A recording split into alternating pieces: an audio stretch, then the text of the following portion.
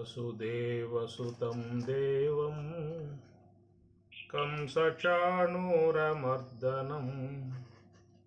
देवकी परमानन्दं कृष्णं वन्दे जगद्गुरुम् संसारसागरं घोरं तर्तुमिच्छति यो नरः गीतानावं समासाद्य पारं याति सुखेन सह पारं याति సుఖేన సహా. భగవద్గీత 2వ అధ్యాయము సాంఖ్యయోగము 71వ శ్లోకంలో ప్రయాణం చేస్తూ ఉన్నాం. విహాయ కామాన్ యస్సర్వాన్ పుమాన్ చరతి నిస్పృహః నిర్మమో నిరహంకారః సహ శాంతిం అధిగచ్చతి. విహాయ కామాన్ యః సర్వాన్, యః ఏ పుమాన్ పురుషుడున్నాడు, సర్వాన్ కామాన్ విహాయ సమస్త కోరికలను విహాయ వదిలి, నిస్పృహ దేనియందు అపేక్ష లేకుండా చరిస్తూ ఉంటాడు. నిర్మమ నిరహంకార మమకారము అహంకారము లేకుండా ఉన్నటువంటి వాడు, సహా అటివాడు శాంతిని అధిగచ్చతి పొందుతూ ఉన్నాడు. విహాయ కామాన్ యస్సర్వాన్, విహాయ అంటే వదిలి, విహాయ వదిలి, కామాన్ అంటే కోరికలు. మనస్సు అనేటువంటి దాంట్లో సంకల్ప వికల్ప కోరికలు అనేటువంటి 3 రకాలుగా ఉంటాయి. సంకల్పము వికల్పాలు ఎక్కువగా కొనసాగుతూ ఉంటాయి. నిరంతరముగా మనస్సులో జరిగేటువంటి ఒక ప్రవాహం. సంకల్ప మానసం కర్మ అనేది కూడా చెప్పుకొచ్చారు. సంకల్ప మానసం కర్మ, మనసు యొక్క పని సంకల్పములు చేయటము. సంకల్ప వికల్పాత్మకం మనః అని కూడా అన్నారు. సంకల్పములు వికల్పములు రెండూ కూడా కలిసి ఉండే విధానం మనస్సు అని చెప్పని, ఈ సంకల్పములు అనబడేటువంటి నిరంతరము ఒక ప్రవాహం సాగుతూ ఉంటుంది. మనస్సులో ప్రవాహం ఎప్పుడు కూడా నడుస్తూ ఉంటుంది. అది ప్రతి ఒక్క వ్యక్తిలో కూడా ఈ సంకల్ప ప్రవాహం అనేది స్వాభావికముగా ప్రతి ఒక్కరిలో ఉన్నది, నడుస్తూ ఉంటుంది. మనం భోంచేస్తూ ఉన్నా, నడుస్తూ ఉన్నా, కూర్చుని ఉన్నా, పడుకుని ఉన్నా, ఎక్కడ ఉన్నా కానీ మనస్సులో ఒక ప్రవాహం మాత్రం నడుస్తూ ఉంటుంది. ఈ సంకల్పములకు వికల్పములుగా కూడా కొన్ని జోడించారు. వికల్పం అని చెప్పనంటే ఒక కార్యం చేద్దామని చెప్పి బయలుదేరతాము. కొద్ది లేకపోయిన తర్వాత ఈ కార్యం రేపు చేస్తే బాగుంటుంది కదా, ఈ పూట ఎందుకు చేయాలి అనే ఒక భావం ఏర్పడి ఎమ్మటే మనం ఆ పనిని విరమించుకుంటాం. ఈ ప్రకారంగా జీవితంలో చాలా జరుగుతూ ఉంటాయి. మనకి అనుకున్నటువంటివి తిరిగి మరలా వాటిను వాయిదా వేసుకుంటూ ఉంటాం. దాన్ని వికల్పము అనగా వచ్చిన సంకల్పాన్ని తీసివేసి ఇంకొక ఆలోచనగా పోయేదాన్ని వికల్పముగా చెప్పే మాట. ఈ సంకల్పములు అనబడేటువంటివి లోన మనస్సు లోపల ముద్రపడి ఉన్నటువంటి వాసనల నుంచి ఈ ఆలోచనలు వస్తూ ఉంటాయి. గతానుభవములు అని అనవచ్చు. గతంలో మనం పంచేంద్రియాల ద్వారా ఏ విషయాలైతే మనం ఆస్వాదించామో ఆ విషయముల సంబంధమై ఉన్నటువంటి ముద్రలు మనస్సులో ప్రింట్ అయి ఉంటాయి. కాబట్టి మనస్సులో ప్రింట్ అయి ఉన్నటువంటి ముద్రలు అనేటువంటివి తిరిగి మరలా అభివ్యక్తం అవుతూ ఉంటాయి. ఈ అభివ్యక్తం కావటాన్నే మనకు సంకల్పములు అనేటువంటిదిగా పేరు పెట్టారు. ఈ ప్రకారంగా మరి ఉన్నటువంటి సంకల్పములు అనేటువంటివి కూడా కొన్ని సాధారణ స్థాయిల్లో ఉంటాయి, కొన్ని విశేషముగా సంతరించుకుని ఉంటాయి.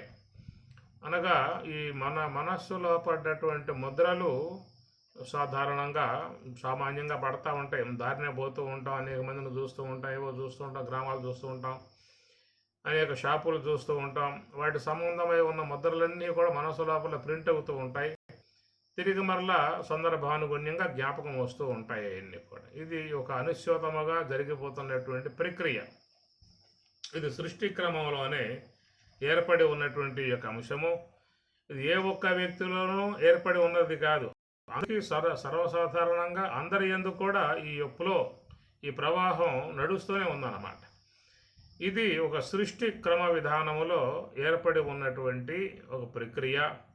ఎట్లయితే నేత్రేంద్రియం చూస్తాం అనేటువంటి నేత్రేంద్రియము చూస్తాం అనేటువంటి ప్రక్రియ, శ్రోత్రేంద్రియం వినటం అనేటువంటి ప్రక్రియ, అట్లనే ఘ్రాణేంద్రియం గంధాన్ని ఆఘ్రానించటము ఎట్లయితే ఉన్నాయో, ఈ మనస్సు అనే దాంట్లో కూడా ఆలోచించటం అనేటువంటి ఒక ప్రక్రియ ప్రకృతి ద్వారానే వచ్చేసింది. ఆ వస్తున్నటువంటి ఆలోచనలు, సంకల్పాలు అనేటువంటివి మనకు అవసరం పడ్డటువంటివి కూడా వస్తూ ఉంటాయి. మనకు అనాలోచితంగా జ్ఞాపకం వస్తుంది. అరే, మనం టైం అయిపోయింది, బ్యాంకు పోవాలని చెప్పి అనుకున్నామే అని మనం వెంబడి వెళ్తూ ఉంటాం. ఆ వచ్చేటువంటి ఆలోచనల్లో మనం అయితే ఈ పూట చేద్దామని చెప్పి అనుకున్నామో, మనస్సులో భావించుకున్నామో, మనం దాదాపుగా మర్చిపోయి ఉంటాం. కానీ సందర్భానుగుణ్యంగా మనకు అవి ఎమ్మటే తడుతూ ఉంటాయి ఆలోచనలు. ఎమ్మటే పోయి ఆ కార్యాలు మనం చేస్తూ ఉంటాము. ఇదొక ఆలోచన ప్రవాహం జరిగేటువంటి ఒక చక్రం అలాగా జరుగుతూ ఉంటున్నటువంటిది ఆ సంకల్పాల ప్రవాహం.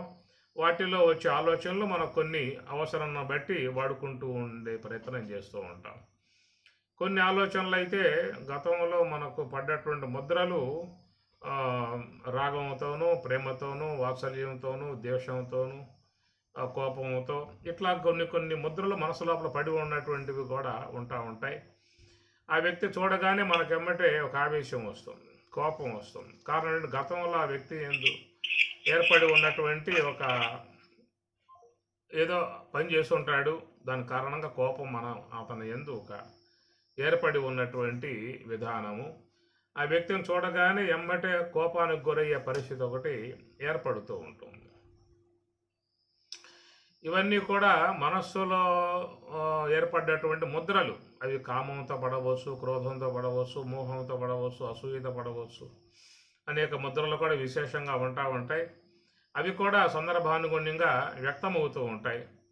కాబట్టి ప్రకారంగా మనస్సులో జరిగేటువంటి ఈ ఆలోచన సంబంధమై ఉన్నటువంటి వాట్లను మనం నిజ జీవితంలో వ్యవహార విధానాలుగా వాడుకుంటూ ఉంటాము, చేసుకుంటూ ఉంటాము. ఈ మనసు అనేటువంటి వస్తువు నుంచి ఏర్పడేటువంటి ఈ ఆలోచన ప్రవాహము మనకు ఆధ్యాత్మిక పరంగా పోయినప్పుడు అది మనకు ఇబ్బందికర పరిస్థితి అవుతుంది. వ్యవహార విధానంగా ఉన్నప్పుడేమో ఉపయుక్తముగా ఉంటుంది, ఆలోచనలు వాడుకుంటూ ఉంటాం, కార్యాలు చేసుకుంటూ ఉంటాం. అది వ్యవహారం సిద్ధింపజేసుకోవడానికి మరికి పనికొచ్చే విధానం ఆలోచనలు. కానీ ఆ ధ్యాన విధానంలో పారమార్థిక బ్రహ్మస్వరూపానుభవాన్ని పొందే విషయంలో మాత్రం ఆలోచనలు అనేటువంటివి దానికి అడ్డు అని చెప్పి అన్నారు. సంకల్పం బంధం అనే మాట చెప్పేశారు.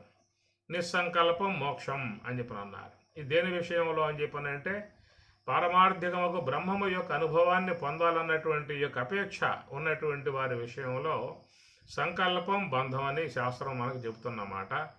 కాబట్టి ఈ సంకల్పం అనేటువంటిది మనం వ్యవహారంలో వాడుకుంటూ ఉంటాం. ఒక కార్యం చేయాలంటే మనకు ఆ కార్యానికి ముందు ఆలోచనలు చేస్తాం. ఎట్లా చేయాలి, ఏ విధంగా చేయాలి, ఎట్లా చేస్తే బాగుంటుంది అనే విషయాల మీద ఆలోచనలు చేస్తాం.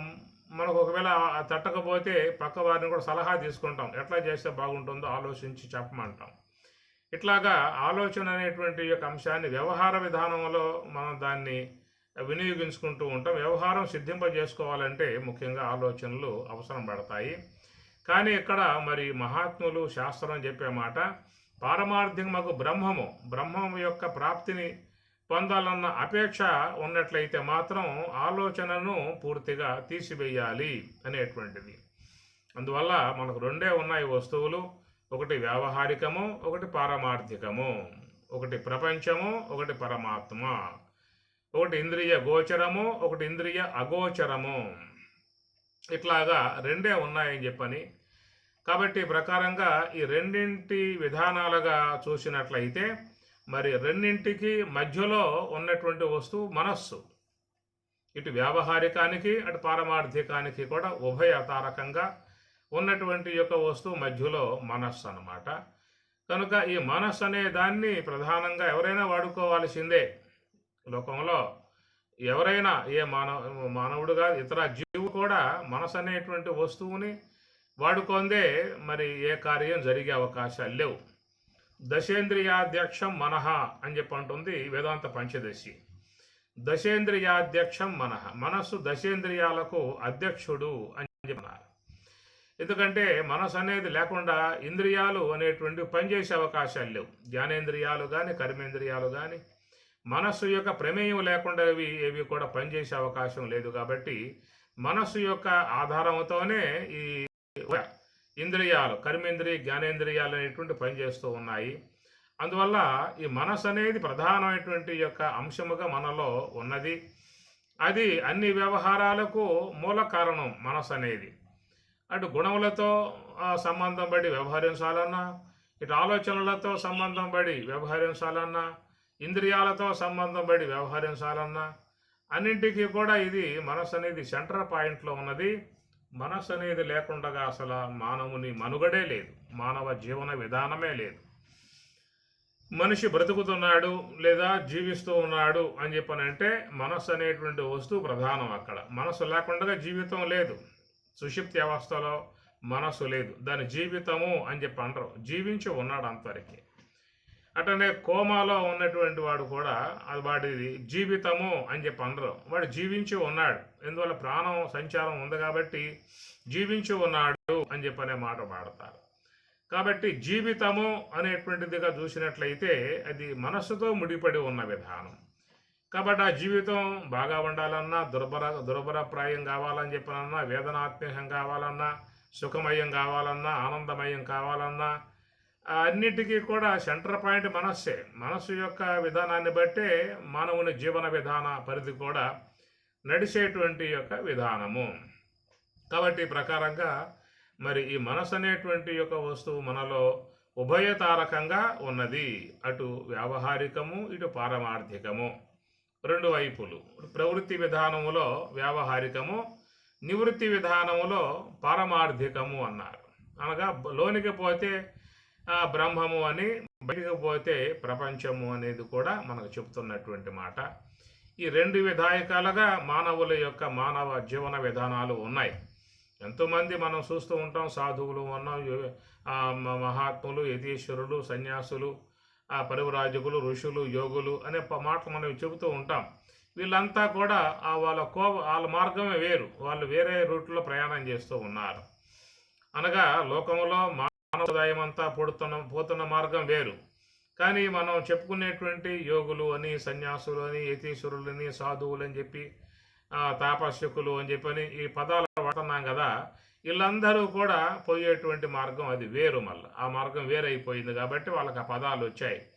కనుక వాళ్ళు మనస్సు అనేటువంటి దాని యందు వాళ్ళు దృష్టి సారించారు. కనుక మనస్సులో ఉన్నటువంటి ఆ భాగాలని వాళ్ళు తొలగింపజేశారు. మనసులో కలిగేటువంటి గుణ సంబంధమై ఉన్న వికారాలు కానీ, ఆలోచన సంబంధమై ఉన్న ప్రాతిభాషిక సృష్టి కానీ, ఇంద్రియములతో సంబంధపడి విషయాలని ఆస్వాదించటం కానీ, ఇవన్నీ కూడా ముఖ్యంగా లోకంలో సాధారణ మానవుడు చేస్తున్నటువంటి విధానం. ఈ సగటు మానవుడికి ఉన్న వ్యవహారం ఏంటని చెప్పనంటే ఎప్పుడు ఆలోచనలు కలిగి ఉంటాడు, ఇంద్రియాలతో సంబంధపడి విషయాలని ఆస్వాదిస్తూ ఉంటాడు. ఇంకా ఏదైనా సందర్భాలు వచ్చినప్పుడు లోన ఉన్న గుణావేశాలు, కామ, క్రోధ, లోభ, మోహ, మద, మత్సరాది గుణావేశాలు కూడా సందర్భానుగుణ్యంగా అవి వృత్తి విధానం కలిగి ఉంటాయన్నమాట. ఇవి సాధారణంగా లోకంలో అందరూ కూడా ఇత్యాది వాటితో సంబంధం పడి జీవన విధానం కొనసాగించుకుంటూ ఉంటున్నటువంటి పరిస్థితి. ఇక రెండో వర్గంగా చూసినట్లయితే వాళ్ళని యోగులు అన్నాం, సన్యాసులు అన్నాం, సాధువులు అన్నాం, యతీశ్వరులు అన్నాం, తపో సంపన్నులు అని చెప్పినన్నాం, బ్రహ్మజ్ఞానులు అన్నాం. అనేక పదాలతో మనం పిలిచేటువంటి ఈ వర్గం అంతా కూడా మరొక వైపుకి ప్రయాణం చేస్తున్నారు. వీళ్ళు ఏమిటా ప్రయాణము అని చెప్పనంటే మరి ఆ మనసు అనే దాన్ని మరొక మార్గం వైపుకి వాళ్ళు మళ్లించారు. నిరంతరంగా ఆ మనసు అనేది ఏ ఆలోచనలతో సంబంధపడి ఉంటుందో, ఇంద్రియాలతో సంబంధం పడి ఉంటుందో, గుణాలతో సంబంధం పడి ఉంటుందో ఆ గుణ విధానముకు సంబంధము, ఇంద్రియ సంబంధము, వాసన సంబంధము, ఆలోచన సంబంధము, ఇట్లాంటి వాటి గురి కాకుండా దాన్ని ఆ భగవంతుని యొక్క నామముతో జప చేయటము, లేదా హంస యొక్క ఆశ్రయంలో పెట్టి యోగ మార్గంలో ప్రయాణం చేయటము, ఇలాంటి ఈ మార్గంలో ప్రయాణం చేసే వాళ్ళని మనం యోగులు అన్నాం, జ్ఞానులు అన్నాం, తాపసుకులు అన్నాం, ఇవన్నీ అన్నాము. కనుక ఇద్దరికి మనస్సే కారణం. ఇటు పారమార్థికమును అపేక్షించిన వారికి మనస్సే కారణము, మరి వ్యావహారికమును అపేక్షించిన వారికి కూడా మనస్సు అనేది ప్రధాన కారణమై ఉంటుంది. మన ఏవ మనుష్యానాం కారణం, మానవులందరికీ కూడా కారణమై ఉన్నటువంటి వస్తువు మనస్సు. అది ప్రకృతి వ్యవహారాలను సిద్ధింపజేసుకోవాలన్నా, లేక పరమాత్మ యొక్క స్వరూపాన్ని ఆస్వాదించాలని చెప్పనన్నా ఈ మనసు అనేటువంటి యొక్క వస్తువు ప్రధాన వస్తువు అయి ఉంటుంది. కాబట్టి ఇక్కడ పరమాత్మ చెప్పేటువంటి విధానము, ఇక రాబోయే శ్లోకం అది ఫలస్మృతిగా ఏషా బ్రాహ్మీ స్థితి పార్థ నైనాం ప్రాపి విముఖ్యత అనే శ్లోకాన్ని దాంతో ఈ అధ్యాయం ముగింప చేయబోతూ ఉన్నారు స్వామివారు. కనుక ఇంతవరకు మనకు శతప్రజ్ఞ వైభవంగా శతప్రజ్ఞ లక్షణాలు ఏవైతే మనకు కొనసాగుతూ వచ్చాయో ఇవన్నీ కూడా ఏంటంటే మరి పారమార్థికమగు బ్రహ్మము యొక్క స్వరూప అనుభవాన్ని పొందేటువంటి యొక్క మార్గముగా ఇవన్నీ కూడా కొనసాగాయి. ఇంతవరకు మనం ఎన్నో శ్లోకాలను మనం చెప్పుకోవటం జరిగింది. అవన్నీ కూడా చూసినట్లయితే పర్యవసానముగా చెప్పేటువంటి ఏషా బ్రాహ్మీ స్థితి పార్థ, ఆ బ్రాహ్మీ సంబంధమై ఉన్న స్థితిని పొందింపజేసేటువంటి విధానముగా కొనసాగుతున్నటువంటి అంశము. ఎందుకంటే అర్జునుడు కూడా శతప్రజ్ఞస్య కా భాష సమాధిస్తస్య, సమాధి అందున్నటువంటి వాడి యొక్క విషయం ఏమిటని చెప్పి అడిగాడు. కాబట్టి ఆ సమాధికి సంబంధించిన అంశాన్నే పరమాత్మ ఇంతవరకు కూడా అనేక దృక్కోణాల నుంచి ఆయన చెప్పుకుంటూ వస్తున్నటువంటి విధానము. కాబట్టి ప్రధానం ఇక్కడ మరి చూస్తే విహాయ కామాన్ అని చెప్పని అన్నాడు. విహాయ అంటే వదిలిపెట్టటము అని చెప్పిన అర్థం. ఈ వదిలేటువంటి విధానము ముఖ్యంగా ఈ కోరికలు అనేటువంటివి చాలా వ్యక్తిని అగాధంలో పడవేసేటువంటివిగా ఉంటాయి. మనసులో కలిగేటువంటి ఆలోచనలతో పాటే ఈ కోరికలు కూడా ఏర్పడుతున్నటువంటి విధానం. అందుకే మీకు చూస్తే ఇంతకుముందు రాబోయే శ్లోకాల్లో కూడా యస్య సర్వే సమారంభాః కామ సంకల్ప వర్జితాః అని చెప్పని అంటాడు. కామ అంటే కోరికలు, సంకల్పం రెండు కూడా వర్జితాః వర్జించవలెనని చెప్పని అంటాడు. ఆ రెండు వర్జిస్తేనే జ్ఞానాగ్ని దగ్ధ కర్మాణం, జ్ఞానాగ్ని ద్వారా దగ్ధం చేయబడ్డ కర్మలు గలవాడు వానిని పండితుడిగా బుధులు చెప్తారు అని చెప్పని కూడా స్వామి చెప్పే మాట. కాబట్టి ప్రకారముగా బ్రాహ్మీ అనుభవాన్ని అపేక్షించినటువంటి వారు మరి కామాన్ సర్వాన్ కామాన్ అనేటువంటి విధానము. ఎందుకంటే మనస్సులో ఎక్కువగా ప్రగాఢముగా నాటుకుపోయి ఉన్నటువంటి ఈ కోరికలు అని చెప్పేసి అని. సంకల్పాలు ఏమిటంటే అప్పటికప్పుడు వస్తూ ఉంటాయి, పోతూ ఉంటాయి. ఈ సంకల్ప ప్రవాహం ఒక పక్క సాగుతూ ఉండేటువంటి విధానము. ఇది కోరికలు ఏంటంటే మనస్సులో ప్రగాఢముగా బాగా నాటుకుపోయి ఉన్నప్పుడు అవి ఎక్కువగా మన మీద తొందర చేసే విధానంగా కూడా ఉంటాయి. ఈ కామములు అనబడేటువంటివి గురించి మనకి ఇంతకుముందు కూడా స్వామివారు గతంలో ప్రజహాది యథా కామాన్ సర్వాన్ పార్థ మనోగత, మనస్సులో చేరి ఉన్నటువంటి కామాలని ప్రజహాతి పూర్తిగా వదిలిపెట్టినటువంటి వాడు ఆత్మన్యేవ ఆత్మనా తుష్ట, ఆత్మని ఏవ ఆత్మన, తన చేతనే తాను తన యందే ఆనందాన్ని పొందేవాడుగా ఉన్నాడు అని చెప్పిన గతంలో స్వామివారు చెప్పినటువంటి విధానము. కాబట్టి ఈ మనస్సులో ఉన్నటువంటి ఈ కోరికలు ఏంటంటే సాత్విక సంబంధముగా కలిగే కోరికలు అవి భగవత్ సంబంధముగా ఉంటాయి, తాత్విక సంబంధంగా ఉంటాయి. కానీ మనస్సు లోపల ఈ సాత్విక సంబంధముగా ఏర్పడే కోరికల కంటే కూడా ఈ రజోగుణాత్మిక తమోగుణాత్మిక కోరికలు ఎక్కువ శాతంగా వ్యక్తిలో కలుగుతూ ఉంటాయి. కాబట్టి ఈ రజస్సుని తమస్సుని పురస్కరించుకొని వాటితో సంబంధం పడి కలిగేటువంటి కోరికలు జీవితాన్ని అతలాకుతలం చేసేటువంటివిగా ఉంటాయి. చాలామంది జీవితాలలో మనుషులు శాంతి కోల్పోయి జీవిస్తున్నారు అని చెప్పనంటే దానికి కారణం ఈ కామములు అనబడే, కామములు అంటే కోరికలు. ఇవి చాలా మానవుల్ని ఇబ్బంది చేస్తున్నటువంటి పరిస్థితి. కుటుంబాలలో కూడా చాలామంది మానసికంగా ఇబ్బంది పడుతున్న పరిస్థితి. ఎందుకంటే తనకున్న పరిస్థితి ఏమిటో అని తెలియకుండా కూడా ఈ కోరికలు అమిత అమిత అమిత శాతముగా పెంచేసుకోవడం పోవడం కారణంగా మరి జీవితాలన్నీ కూడా దుర్భర పరిస్థితిని ఎదుర్కొంటున్నటువంటి విధానం లోకంలో మనం చూస్తూ ఉన్నాం. అదే ప్రకారముగా మరి ఈ బ్రాహ్మీ అనుభవం, జ్ఞానానుభవాన్ని పొందాలనే అపేక్ష ఉన్నటువంటి వాళ్ళల్లో కూడా ఈ కోరికలు అనేటువంటి అధిక శాతంగా కనుక పెరిగిపోయినట్లయితే వాళ్ళు పారమార్థిక మార్గంలో ప్రయాణం చేసేందుకు అవకాశము ఉండదు అని స్వామి చెప్పే మాట. కనుక కామాన్ అన్నప్పుడు ఈ కామములు, తర్వాత సంకల్పాన్ అన్నప్పుడు సంకల్పములు, విహాయ ఇవన్నీ వదలాల్సిందే. పారమార్థిక ప్రయోజనం అపేక్షించిన వాడు మరి మనస్సులో చేరి ఉన్నటువంటి కామాన్ అంటే ప్రగాఢముగా ఉండేటువంటి యొక్క వాట్లను కామములు అంటారు. సాధారణంగా ఉండేటువంటి వాట్లను ఆలోచనలు అని చెప్పనంటారు. రెండూ కూడా దాంట్లో చేరి ఉన్న భాగాలే. ఎక్కువగా జీవితాన్ని బట్టి పీడించి బలవంతముగా నిర్వర్తింపజేసుకోవడానికి ఉండేటువంటి అది సంకల్పంలో భాగమే.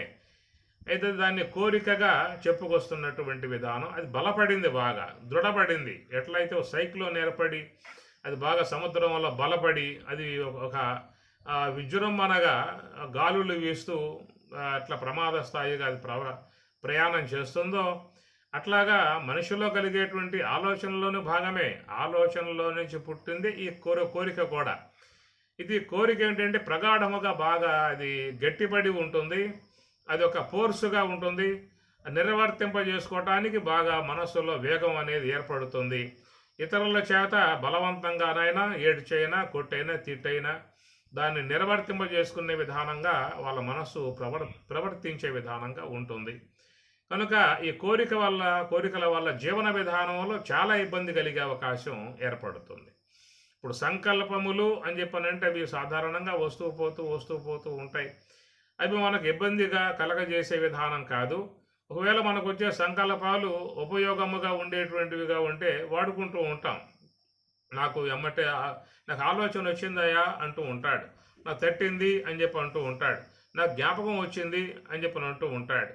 కాబట్టి ఆ ప్రకారంగా వచ్చిన వాటితో కొంతవరకు వ్యవహారం చేసుకోవడానికి అనుగుణ్యముగా ఉండేటువంటివిగా ఉంటాయి.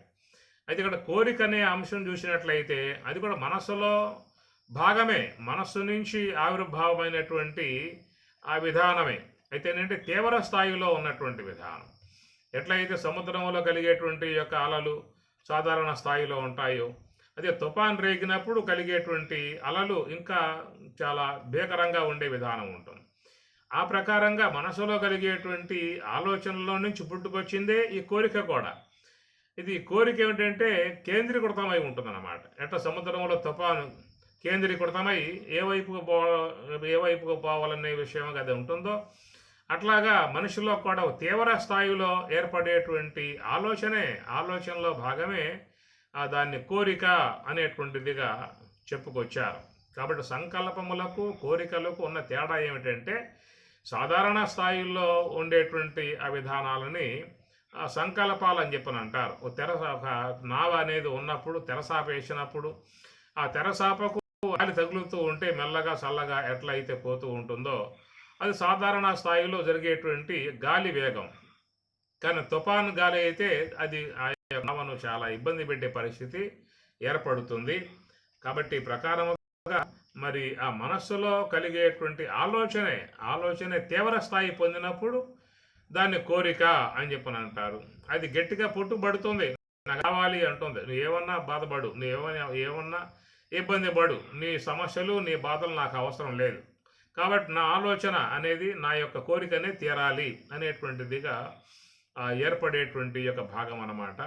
ఆ ప్రకారంగా మనస్సులో కలిగేటువంటి తరంగాలు అలలే ఆలోచనలు అనేటువంటివి తీవ్ర స్థాయిలో పొందినటువంటి యొక్క వాటినే కోరికలు అని చెప్పని అంటారు. ఇవి ఎక్కువగా ఏంటంటే మనిషిని బాధించేవిగా ఉంటాయి.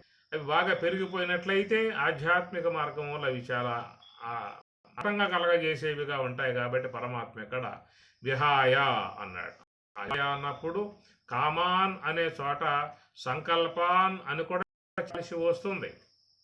సంకల్పములో కూడా విహాయ, వదలాల్సి ఉంటుంది. అయితేనంటే కామాన్ సర్వాన్ కామాన్ పుమాన్ చరతి నిస్పృహ నిర్మమః నిరహంకారః. ఎందుకంటే ఈ గుణాలు రెండు అన్నమాట. ఈ రెండు గుణాలకి ఈ కామాన్ అనే కోరికలు బాగా ప్రగాఢముగా చేరి ఉండేటువంటి విధానములు. ఈ మమకారము అహంకారము రెండు చెప్పారు కదా ఇక్కడ. నిర్మమః అని అన్నాడు, మమకారం ఉండకూడదు అని. నిరహంకార అన్నాడు, అహంకారం ఉండకూడదు అని చెప్పని. కానీ ఈ రెండు కూడా మన జీవితంలో చాలా ప్రగాఢముగా నాటుకుపోయి ఉన్నాయి. నిన్న కూడా ఈ విషయం మీద బాగా మనం మాట్లాడుకోవడం జరిగింది. అందుచేత మమకారము అహంకారం అనేటువంటి రెండు కూడా ఇటు బాహ్యములో మమకారము, అంతరములో అహంకారము అని చెప్పని, అనగా వ్యావహారిక వస్తువుల ఏందేమో మమకారము అని, పారమార్థిక బ్రహ్మము యొక్క విషయంలోనేమో అహంకారము అని చెప్పని. కనుక అహంకారం అనేది అంతరాలలో చేరి ఉన్నటువంటి యొక్క భాగం అది. ఈ మమకారం అనేది ఇంద్రియాలకు బయట శబ్దాది విషయాలలో చేరి ఉన్నటువంటి యొక్క అంశము ఈ మమకారము అని చెప్పని. ఈ రెండింటిని మనం ప్రస్తుతానికి పొంది ఉన్నటువంటి పరిస్థితి. ఇటు బయటకు వస్తే మమకార విధానములు, లోనికి పోతే అహంకార విధానములు. కనుక అహం నందు కర్తృత్వ భావన ఏర్పాటు చేయటమే అహంకారముగా మనం చెప్పుకోవటం జరిగింది. ఈ ప్రకారముగా ఈ రెండింటి చేతనే మన జీవన విధానం చాలా వరకు పోతున్న పరిస్థితి. కాబట్టి పరమాత్మ ఇక్కడ సహశాంతిం అధిగచ్చతి అన్నాడు. సహశాంతిం అధిగచ్చతి, అట్టివాడు శాంతిని పొందే అవకాశం ఉంటుంది. ఎవరు శాంతిని పొందుతారు అని చెప్పనే మాటగా చూసినట్లయితే ఆ పైన చెప్పిన వాటిలలో కామాన్ సర్వాన్ కామాన్ విహాయ, కోరికలను పూర్తిగా వదలాలనే మాట ఒకటి చెప్పుకొచ్చారు. రెండవది నిర్మమః నిరహంకారః, ఈ మమకారం లేని విధానము, అహంకారం లేని విధానము అని చెప్పనని స్వామి చెబుతూ ఉన్నారు. అట్టివాడు శాంతిని పొందే అవకాశం ఏర్పడుతుంది. శాంతిని పొందే పరిస్థితి తర్వాత సంగతి చూసినట్లయితే ఈ మమకార అహంకారములు అనేటువంటివి వీగిపోవాలి, తొలగిపోవాలంటే అంత తేలిగ్గా ఉన్నటువంటి విధానములు కావు. మనం చెప్పుకోవటం అనేటువంటిది చాలా సులువుగా ఉంటుంది. కానీ ఆచరణాత్మకముగా వచ్చినప్పుడు అవి వదలాలని చెప్పనంటే మాత్రం చాలా బాధాకరంగా ఉండేటువంటి పరిస్థితి అన్నమాట. ఎందుకంటే చాలా వరకు మనకు ఈ మమకారం అనేటువంటిది ఈ వ్యావహారికములో అనగా ప్రపంచంలో ఉన్నటువంటి పదార్థాల యందు ఏర్పడుతుంది. అట్లనే వ్యక్తుల యందు కూడా ఈ మమకారం అనేటువంటిది పెనవేసుకుపోతుంది. ఎట్లయితే తీగ లత వృక్షాన్ని పట్టుకుని ఎట్లా అది అల్లుకుపోతుందో, పెనవేసుకుపోతుందో, ఆ ప్రకారంగా మన పరిధిలో మన యొక్క పరిసర ప్రాంతాలలో ఏర్పడి ఉన్నటువంటి యొక్క వాట్లను ఈ మమకారం అనేది చాలా ప్రగాఢముగా నాటుకుపోయి అల్లుకుపోయి ఉండేటువంటి పరిస్థితి. దాని నుంచి బయటపడాలని చెప్పనంటే మాత్రం చాలా ప్రయాసతో చేరి ఉండేటువంటి యొక్క విధానమే. ఓ రకంగా చూస్తే సృష్టి విధానంలో ప్రకృతి మాత కూడా ఈ మమకారం అనేటువంటి యొక్క అనుబంధాన్ని పెనవేసి జీవుల్ని పరిరక్షణ చేస్తుందా అనేటువంటి విషయం కూడా కొంతవరకు మనం గమనించవచ్చు. ఒక బిడ్డ పుట్టినప్పుడు వాని మలమూత్రాలు కడుగుతూ వాడు ఏడుస్తూ ఉంటే ఓదారుస్తూ, వాడు ఎంత అల్లరి చేస్తూ ఉన్నా కానీ ఎంతో ఓర్పుగా సముదాయిస్తూ చేస్తున్నారు అని చెప్పానంటే ఈ మమకారం అనేటువంటి యొక్క అంశం బాగా ప్రగాఢముగా అల్లుకుపోయి ఉన్నది. కాబట్టి అంతటి అల్లరి కూడా, అంతటి ఇబ్బందికర పరిస్థితిని కూడా మరి సహించుకుని చేయగలిగే విధానం రావటం అని చెప్పనంటే అది ప్రకృతి విధానముగా వ్యక్తులలో జీవులలో పెనవేసుకుపోయి ఉన్నటువంటి ఈ మమకారం అనేటువంటి ఒక పాశము. అది ప్రకృతి పరంగా ఏర్పడేటువంటిది. జీవుల్ని కూడా సంరక్షణ చేసేందుకు ఉపయోగపడే వస్తువుగా కూడా అక్కడ ప్రకృతి ఏర్పాటు చేసినటువంటి అంశం. మీరు గమనించండి, మీరు యూట్యూబ్లో చూస్తూ ఉంటారు, వాటిలో చూస్తూ ఉంటారు. ఓ పక్షి గూడు కట్టుకుంటుంది. ఆ గూటిలో 4-5 గుడ్లు అట్లాగా అది పెట్టుకుంటుంది. పెట్టిన తర్వాత వాటిలను మెల్లగా పొదుగుతుంది. పొదిగిన తర్వాత పిల్లలుగా ఆ పిల్లల్ని మరి ఎంతో ఎంతో కాపాడే విధానం కానీ, ఎక్కడి నుంచో ఆహారం పట్టుకువచ్చి వాటికి పెట్టి వాటిని పెద్ద చేసే విధానాలు కానీ, ఇంత కర్తవ్య విధానం అంతా కూడా దానికి ఏర్పడిందని చెప్పనంటే ప్రకృతి విధానంలో ఏర్పడ్డటువంటి ఒక పాశం, ఇది మమకార పాశము అని చెప్పి అంటారు.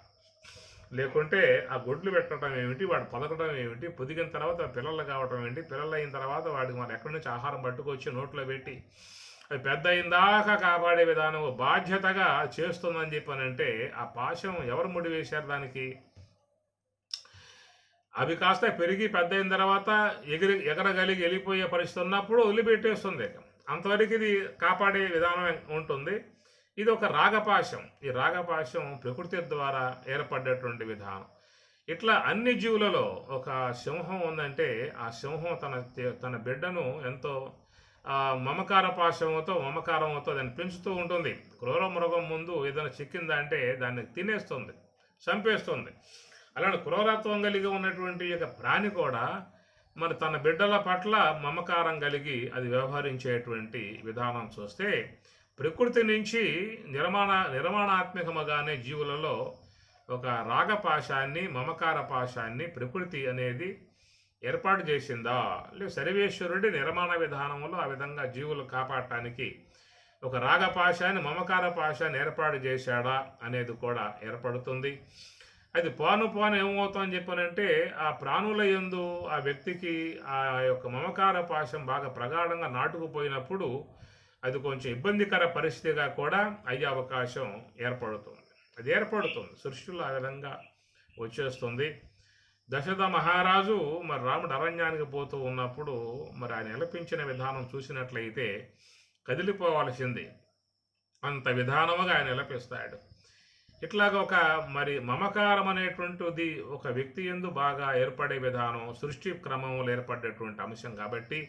రెండవది అహంకారము అన్నారు. అహంకారం అంటే తన యొక్క వ్యక్తిత్వమునందు చేరి ఉన్నటువంటి అంశము అని చెప్పని.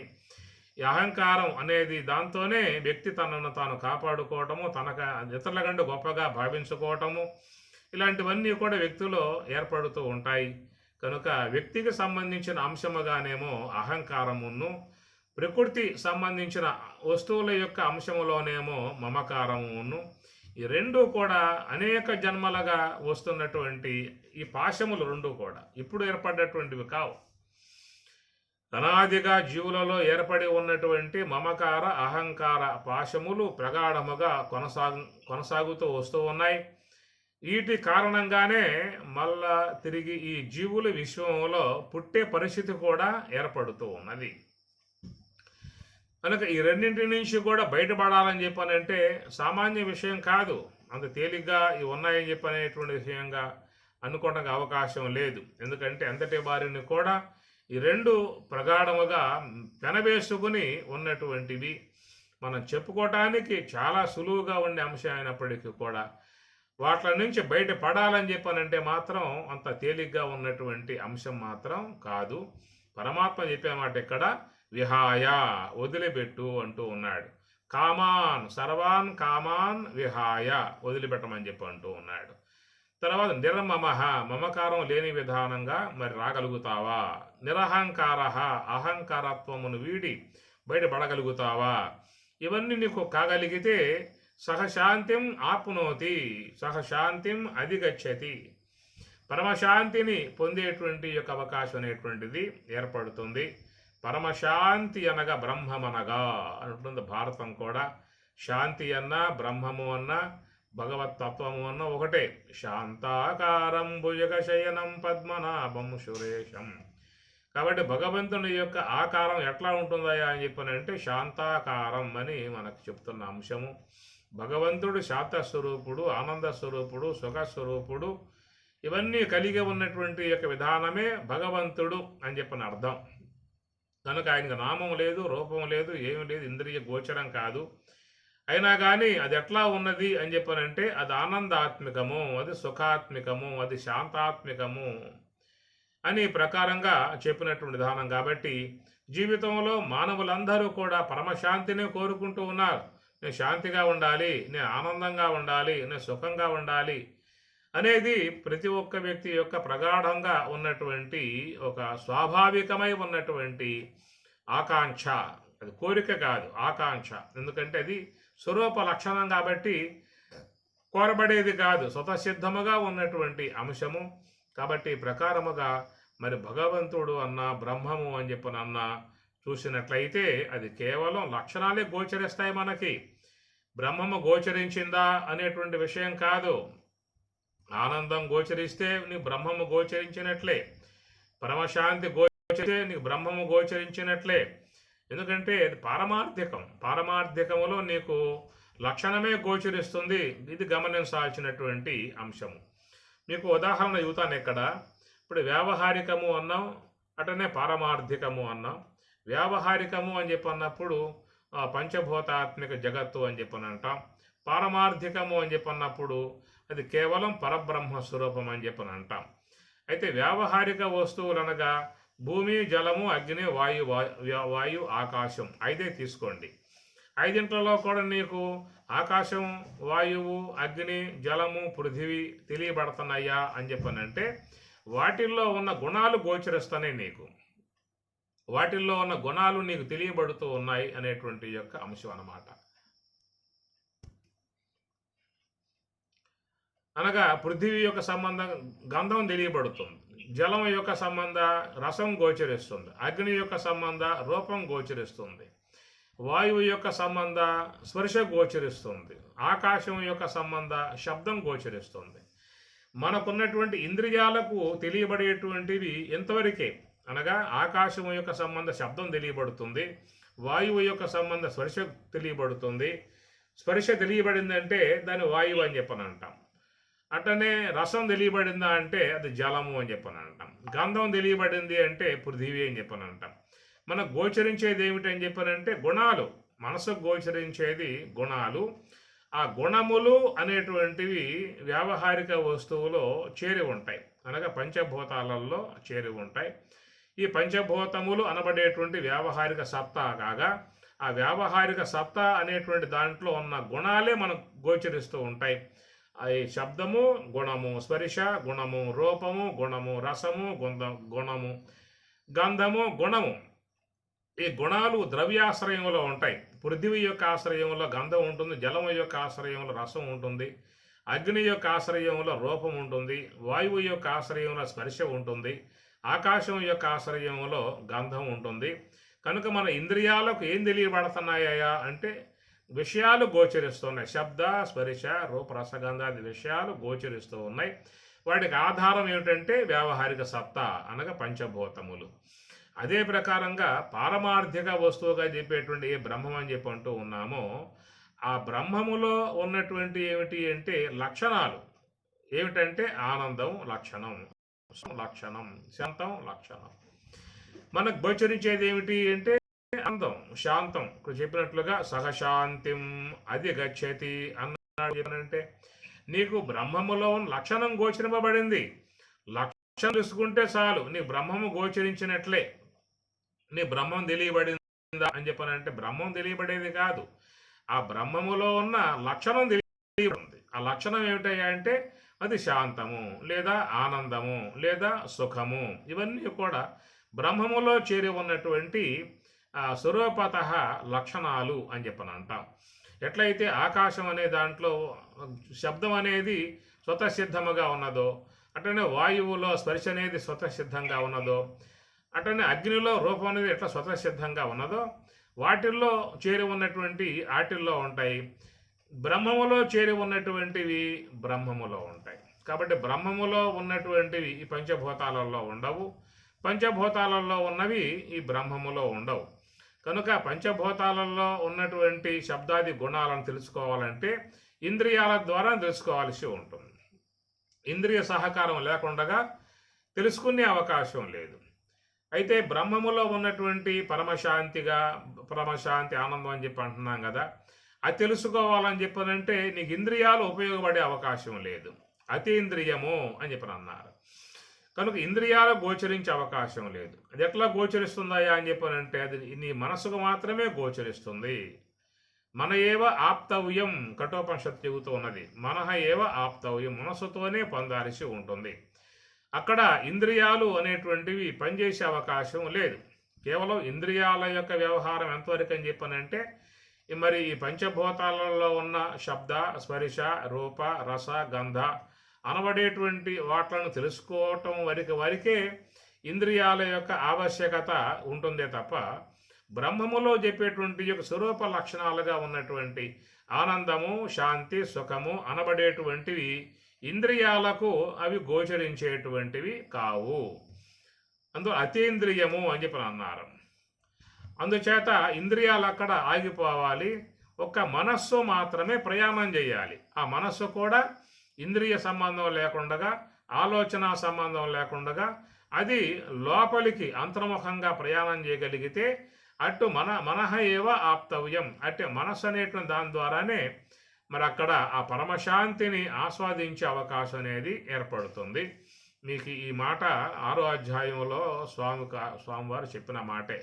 యుంజన్నేవం సదాత్మానం యోగి విగత కల్మషః సుఖేన బ్రహ్మ సంస్పర్శం అత్యంతం సుఖం అశ్నుతే. కనుక మనస్సు అనేటువంటిది ఎప్పుడైతే సమస్త కల్మషాల నుంచి ఎడబడ్డటువంటి యొక్క మనస్సు మరి పూర్తిగా ఇంద్రియ పరిధి, విషయాల పరిధి దాటి ఆలోచనలు కూడా దాటుకుని ప్రయాణం చేయగలిగితే అదొక అంతరిక్ష ప్రయాణం. ఎట్లయితే ఒక నావ అనగా ఒక వ్యోమగాముని తీసుకువెళ్ళి అంతరిక్షంలో పెట్టాలని చెప్పి అన్నప్పుడు ఎట్లయితే అది ఆ ప్రకారంగా ప్రయాణం చేస్తుందో అంతరిక్షం వైపుకి, అదే ప్రకారంగా ఇక్కడ మనసు అనేటువంటిది కూడా అంతరిక్ష ప్రయాణాన్ని కొనసాగింపబడాలి. అంతరిక్షం అని చెప్పనంటే మరి ఆ బ్రహ్మం వైపుకి ప్రయాణం చేసేదిగా పోవాలి, నివృత్తి మార్గంలో పోవాలి. అది ఇంద్రియాలకు గోచరించేది కాదు, మరి సంకల్పాలకు అందేది కాదు. కాబట్టి ఇంద్రియములు ఇక్కడ ఆగిపోవాలి, సంకల్పములు ఆగిపోవాలి. ఒక్క మనస్సు మాత్రమే ప్రయాణం చేయగలిగితే స్వామివారు చెప్పినట్లుగా విగత కల్మషః సుఖేన బ్రహ్మ సంస్పర్శం అత్యంతం సుఖం అశ్నుతే. కాబట్టి విగత కల్మషః మనసు అనేది పూర్తి కల్మషాలన్నిటిని కూడా విసర్జించి అది శుద్ధమై ఆ విధముగా అంతరిక్ష ప్రయాణం కొనసాగాలి, నివృత్తి మార్గంలో ప్రయాణం చేయాలి. అనే మహాత్ములు అంతరిక్ష భాగాన్నే దాన్ని దహరాకాశం అనే పేరు పెట్టారు. బ్రహ్మసూత్రాలలో కూడా దహర ఉత్తరేభ్య అని మన సూత్రం ఒకటి వస్తుంది. బ్రహ్మసూత్రాలలో దహర ఉత్తరేభ్య అని అంటారు. దాన్ని దహరాకాశము అని చెప్పని అన్నారు, లేదా చిదాకాశము అన్నారు, చిదంబరము అని చెప్పని అన్నారు. ఇదంతా కూడా ఆకాశముతో పోలిక చేశారు. చిత్తు అంబరము, అంబరం అంటే ఆకాశం. అదే భూతాంబరమ అంటే భూతాంబరం కాదు, చిదంబరము, చిత్తు అంబరము. చిత్తు అంటే స్వప్రకాశముగా ఉన్న అంబరము అని. ఎందుకంటే ఆకాశం అనేది అన్ని భూతాల కంటే కూడా ఉన్నతమై ఉన్నటువంటి భూతం అది ఆకాశము. దాంట్లో ఏ కదలికలు లేవు ఆకాశంలో. వాయువులో కదలికలు ఉన్నాయి, అగ్నిలో కదలికలు ఉన్నాయి, జలములో కదలికలు ఉన్నాయి. అట్లనే మరి పృథివీలో కదలికలు ఉన్నాయి. ఈ కదలికలు అనేటువంటివి నీకు ఆకాశంలో లేవు. అందువల్ల ఆకాశాన్ని పరమాత్మకు ఉదాహరణగా చెప్పే విధానం ఉంటుంది. యదాకాశ స్థితో నిత్యం అని గీతలో వస్తూ ఉంటుంది. సౌక్ష్మ్యాత్ ఆకాశం న ఉపలిప్యతే. సౌక్ష్మ్యాత్ చాలా సూక్ష్మం కావటం వల్ల ఆకాశం న ఉపలిప్యతే, ఆకాశంలాగా అది కూడా అంటదని చెప్పి అన్నారు. ఈ ప్రకారంగా బ్రహ్మమును ఆకాశముతో పోల్చే విధానం ఏంటంటే ఆకాశంలో కదలికలు లేవు, ఆకాశం అనేది వ్యాపకమై ఉన్నది. అందువల్ల దానిని చిదాకాశము అని చెప్పని అన్నారు. మీకు బృహదారణ్యకోపనిషత్తులో కూడా, చాందోగ్యోపనిషత్తులోనూ వస్తుంది. బృహదారణ్యకోపనిషత్తులో కూడా అక్కడ ఖం బ్రహ్మ అనే పదంతో వాడతారు. చాందోగ్యంలో చాలా సందర్భాలలో ఖం బ్రహ్మ అని చెప్పిన వాడతారు. ఖం అంటే ఆకాశం. మామూలు కమ్ అంటే జలం. సంస్కృతంలో కమ్ అంటే మామూలు కా వాడితేనేమో కమ్ అంటే జలము. ఖం ఒత్తు కా పెట్టి చెప్తే దాన్ని ఆకాశము అని చెప్పని అంటారు. మీకు ఈ మాట గీతలో పరమాత్మ అంటాడు కదా, భూమి రాపో అనలో వాయు ఖం మనో బుద్ధిరేవచ. ఖం అంటే ఆకాశం అన్నమాట. కాబట్టి ఇక్కడ ఖం బ్రహ్మ అని మీకు చాందోగ్యంలో వస్తుంది. బ్రహ్మమును ఆకాశంతో పోలిసి, ఎందుకంటే ఆకాశం అనేది అన్ని భూతాల కంటే పైన ఉన్న భూతం ఆకాశం. దేనిని కూడా అంటకుండా ఉన్న భూతం, అంతటా వ్యాపకమై ఉన్నటువంటి యొక్క భూతం, అన్నింట్లలో ఇమిడి ఉన్నటువంటి యొక్క భూతం, కదలికలు లేకుండా ఉన్నటువంటి యొక్క భూతం. దాన్ని ఏది కూడా ఏమి చేయలేదు. అగ్ని కాల్చలేదు, వాయువు శుష్కింపజేయలేదు, నీరు తడపలేదు.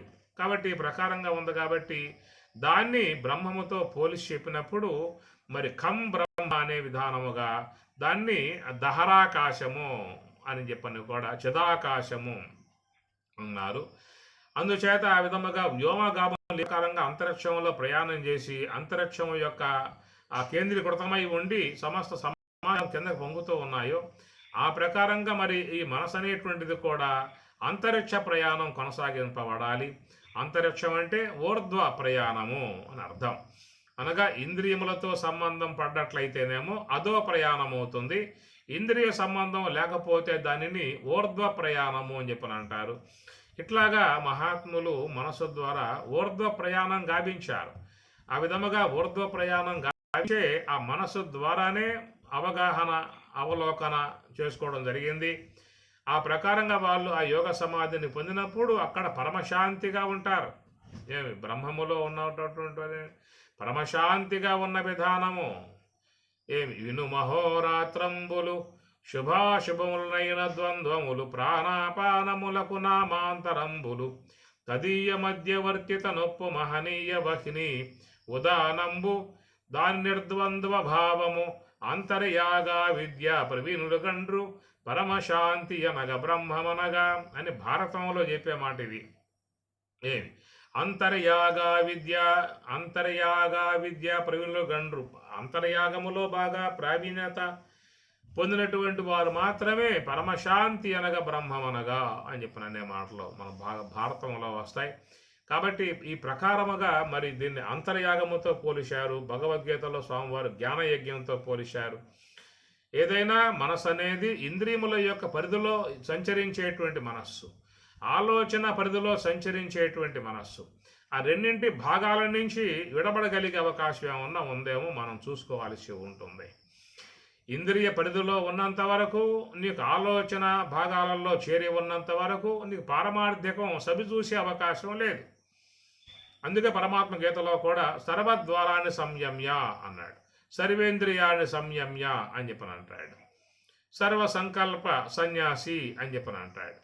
ఇట్లా సంకల్పాల నుంచి నువ్వు వేరు కావాలని చెప్పని, ఇంద్రియ సముదాయాల నుంచి నువ్వు వేరు కావాలని చెప్పని చాలా సందర్భాలలో మనకి స్వామివారు ఈ అంశాలను ఆయన గారు చెప్పుకొస్తూ ఉండేటువంటిది చాలా శ్లోకాలలో మనం దర్శిస్తూ ఉంటాం.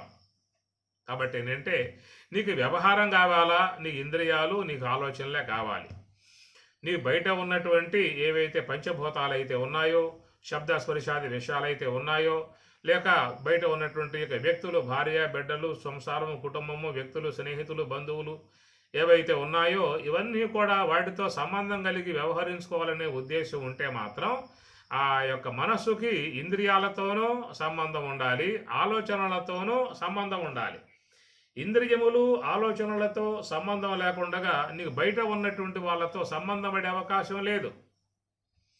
కాబట్టి బయట ఉన్నటువంటి యొక్క వాటితో సంబంధ వ్యవహారాలు చేసుకోవాలనేటువంటి యొక్క అపేక్ష ఉన్నటువంటి వారు అటు ఇంద్రియాలతోనూ సంబంధం పడి ఉండాలి, ఆలోచనలతో వాటితో సంబంధం పడి ఉండాలి.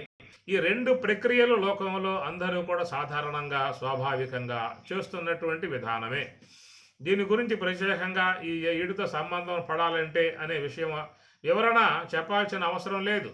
జన్మతః పుట్టుకతో ప్రతి ఒక్క వ్యక్తికి కూడా ఇవి స్వాభావికంగా ఏర్పడి ఉన్నటువంటి యొక్క అంశములు. ప్రతి ఒక్కరూ కూడా ఇంద్రియములతో సంబంధము, ఆలోచనలతో సంబంధముతోనే ఈ వ్యవహారము యొక్క మనుగడ కొనసాగించుకుంటూ ఉన్నారు. భార్య బిడ్డలు, కుటుంబము, సంబంధము, బంధువులు, స్నేహితులు, మిత్రులు, వ్యవసాయ వ్యాపార ఉద్యోగాలు, ఈ లోకములో ఉన్నటువంటివన్నీ కూడా నీకు వాటితో సంబంధం కలగాలంటే ఇంద్రియాలతో నువ్వు సంబంధం పడాలి, ఆలోచనలతో సంబంధం పడాలి. వీటితో సంబంధం పడే అందరూ అన్ని వ్యవహారములు చేసుకుంటూ ఉన్నారు. కానీ ఇక ఈ పారమార్థికమయకు అంశము వచ్చినట్లయితే ఇక్కడ స్వామి చెప్పే మాట కామాన్ విహాయ నిర్మమః నిరహంకార, ఇవన్నీ పరమాత్ముడు వాడుతూ ఉన్నాడు. ఇవన్నీ కూడా నీకు ఏర్పడగలిగితేనే సహశాంతిం ఆప్నోతి అన్నాడు. శాంతి అంటే ఇక్కడ బ్రహ్మమే. పరమశాంతి అనగా బ్రహ్మం అనగా, బ్రహ్మము అన్నా, శాంత స్వరూపము అన్నా, ఆనంద స్వరూపం అన్నా, సుఖస్వరూపం అన్నా ఒకటే. దుఃఖమాగంతుకం బైతోచుచుండు సుఖము స్వాభావికము నాకు సూర్యవర్య అని రాముడు అంటాడు ఆంజనేయ స్వాముల వారితో. దుఃఖమాగంతుకం బైతోచుచుండు, దుఃఖం అనేది బయట నుంచి, విషయాల నుంచి వస్తూ ఉంటుంది. విషయాల ద్వారా దుఃఖం అనేది వస్తూ ఉంటుంది. సుఖము స్వాభావికము నాకు సూర్యవరి, సుఖము నా యొక్క స్వాభావిక విధానము అనగా ఆత్మ యొక్క లక్షణం. అది ఆత్మ లక్షణం సుఖం, ఆత్మ లక్షణం ఆనందం, ఆత్మ లక్షణం పరమశాంతి. ఇక్కడ సహశాంతిం ఆపును ఆపును అది గచ్చతి, పరమశాంతిని పొందే విధానముగా స్వామివారి ఇక్కడ మనకి చెప్తున్నటువంటి అంశము. వీటి నుంచి ఏమన్నా మనం పడగలుగుతామేమో అనేది మనం ఎవరికి వారు చూసుకోవాల్సినటువంటి యొక్క అంశము, గమనించాల్సిన శ్లోకం ఇది 71వ శ్లోకము. ఇది కనుక పూర్తిగా మనకి అవగాహనలోకి రాగలిగితే తర్వాత చెప్పేటువంటి చివరిలో 72వ శ్లోకంలో పూర్తిగా అక్కడ ఆ ఫలశ్రుతి అది అందరికీ కూడా స్వాభావికముగా వచ్చిన విధానమే. ఏషా బ్రాహ్మీ స్థితి పార్థ నైనాం ప్రాపి విముక్తి అని చెప్పనంటూ అక్కడ ఏషా బ్రాహ్మీ స్థితి అనేటువంటి దాన్ని మనకి అక్కడ స్వామి చెప్పుకురాబోతూ ఉన్నారు. ఆ బ్రాహ్మీ స్థితి అది బ్రహ్మవేత్త అంటారు. బ్రహ్మవేత్త, బ్రహ్మవిద్వర, బ్రహ్మవిద్వరీయ, బ్రహ్మవిద్వరిష్ట అని దాంట్లో కూడా 4 తరగలుగా ఉన్నటువంటి విధానము. అది వాళ్ళ వాళ్ళ యొక్క స్థితిగతులను బట్టి అక్కడ బ్రహ్మవేత్తగా, బ్రహ్మవిద్వర, బ్రహ్మవిద్వరీయ, బ్రహ్మవిద్వరిష్ఠులుగా చెప్పేటువంటి మాటలు మనం అక్కడ చెప్పుకోవాల్సి వస్తుంది. అలాగా చెప్పేటువంటి ఏషా బ్రాహ్మీ స్థితి అంటే ఆ బ్రాహ్మీ స్థితిని కోరుకునేటువంటి వారు ఇక్కడ 71వ శ్లోకంలో చెప్పేటువంటి యొక్క దీనిని పూర్తిగా మనం పాటించగలిగితే, అనగా విహాయ కామాన్ అనేది ముందుగా ఆయన చెప్పుకొచ్చారు. ఎందువల్ల కామాలు అనేటువంటి విషయం అని చెప్పనంటే మనసులో బాగా ప్రగాఢముగా ముదిరిపోయి ఉన్నటువంటి ఆలోచనలే కోరికలు అనేటువంటివిగా చెప్పబడతాయి. మొదట్లో ఈ స్థితప్రజ్ఞ వైభవం ఆరంభం కావటం గల విధానం నుంచి అక్కడి నుంచి కూడా స్వామివారు ఇదే మాటను మనకు అందిస్తూ వస్తూ ఉన్నారు. ప్రజహాతి యథా కామాన్ సర్వాన్ పార్థమోగతాన్, మనోగతాన్ మనసులో చేరి ఉన్నటువంటి కామాన్ ప్రజహాతి పూర్తిగా వదలాలని చెప్పిన మాట కూడా అక్కడ కూడా వచ్చింది. కనుక ఈ సంకల్పము ముదిరినటువంటి యొక్క అంశములే కోరికలుగా మనం భావించాల్సి ఉంటుంది. అవి ఎంటాడుతూ ఉంటాయి, బాధిస్తూ ఉంటాయి, వదిలిపెట్టవు, అవి పీడిస్తూ ఉండేటువంటివి కూడా ఉంటాయి. ఈ కోరికలు కూడా మనకుండే కోరికలు మనకుంటాయి, మనల్ని ఆశ్రయించి ఉన్నటువంటి వాళ్ళని కూడా కొన్ని కోరికలు పట్టి ఉంటాయి. అవి కూడా మనల్ని సతాయిస్తూ ఉంటాయి. నా కోరికలు తీర్చు అని చెప్పేసి అవి కూడా ఎమ్మడబడి ఇబ్బంది పడే పరిస్థితిగా ఉంటాయి. కాబట్టి ముదిరినటువంటి యొక్క బలపడ్డటువంటి బాగా ముదిరినటువంటి యొక్క ఆలోచన భాగాలనే కోరికలుగా చెప్పేటువంటి విధానము. సరే, ఏషా బ్రాహ్మీ, ఆ బ్రాహ్మీ సంబంధ అనుభవాన్ని పొందాలని చెప్పనంటే విహాయ కామాన్ విహాయ సంకల్పాన్ 2 వదలాల్సిందే. ధ్యానములో ఉన్నప్పుడు ఈ ప్రగాఢముగా ముదిరి ఉన్న కోరికలు అవి వదలాల్సిందే. సాధారణ స్థాయిలో కొనసాగేటువంటి యొక్క ఆలోచనలు కూడా అవి బదలాల్సి ఉంటుంది. ఈ 2 వదిలి ఆ తర్వాత మరి ఈ మమకార సంబంధమై ఉన్నటువంటి భావాల నుంచి బయటపడటము, అహంకార సంబంధమై ఉన్నటువంటి భావాల నుంచి బయటపడటము, ఇవి అంతా తేలిగ్గా సాధారణంగా బయటపడగలుగుతాము అనేటువంటిది సులభముగా అనుకునే అవకాశాలు మాత్రం కావు. ఇవి ఊరికే అట్లాగ పక్కన పెట్టేసే విధానంగా అనుకున్నా కూడా అట్లా అయ్యేటువంటివి కావు. ఇవి బాగా ఎప్పటి నుంచో జన్మాలుగా బాగా పట్టి గట్టిపడి స్థిరపడి బాగా తావరాలు చేసుకుని నాటుకుపోయి ఉన్నటువంటి అన్నమాట. చేరిపోయిన జీవుల్లో అణువణువు కూడా చేరిపోయి ఉన్నటువంటి అంశాలు. కనుక ఇవి చెప్పుకోవడం మనకి ఎంత తేలికో వాటి నుంచి బయటపడటం అంతే కష్టం, తేలికనే విషయం కాదు. అవి బయటపడగలిగితే వాడు సహశాంతిం పరమశాంతిని బ్రహ్మం అనేటువంటి దాని వైపుకి వాడు ప్రయాణం చేసే విధానం వానికి ఏర్పడుతుంది. ఇది కూడా ఈ శ్లోకాన్ని కూడా అందరూ కొంచెం గమనించుకోండి, చూడండి. విహాయ కామాన్ యస్సర్వాన్ పుమాన్ చరతి నిస్పృహః నిర్మమః నిరహంకారః సహశాంతిం అధిగచ్చతి.